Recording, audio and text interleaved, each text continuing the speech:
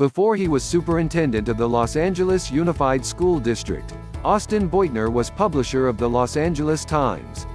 Before he got into the media business, he served as first deputy mayor of the city of Los Angeles. And before he got into public service, Beutner made his fortunes as an investment banker. With such a varied career path, Beutner said in an interview this week that heading up the nation's second-largest K-12 system has been one of the most challenging jobs he's held, but also the most rewarding.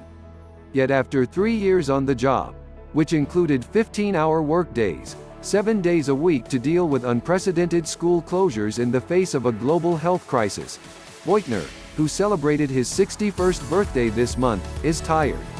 "It can't be all that my life is about," he said of his job, adding that he has to balance work with being a son, a husband, a father.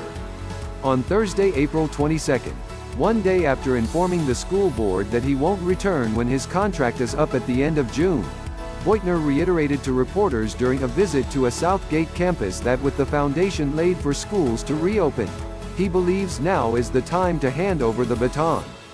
"I've told the board I'm not going anywhere," he said. "I want to make sure there's a seamless transition. I'll be around to help advise whoever my successor is."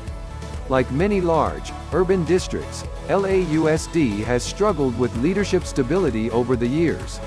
Since 2010, the district has had 6 superintendents, 2 of whom were interims.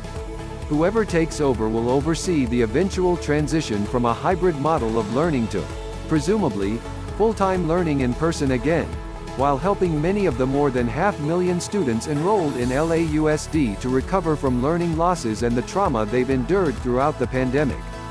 Beutner said this week the pool of talent already existing within LAUSD is the deepest the district has seen in a long time and that he believes the board could name a current employee as the next superintendent, though he said he had no particular individual in mind. "The way to keep making progress in this critical juncture is tapping someone who's been part of the team," he said. His advice for whomever succeeds him is to keep doing what we're doing, and do it faster. The district has piloted a program called Primary Promise to build reading, math and critical thinking skills among elementary school students.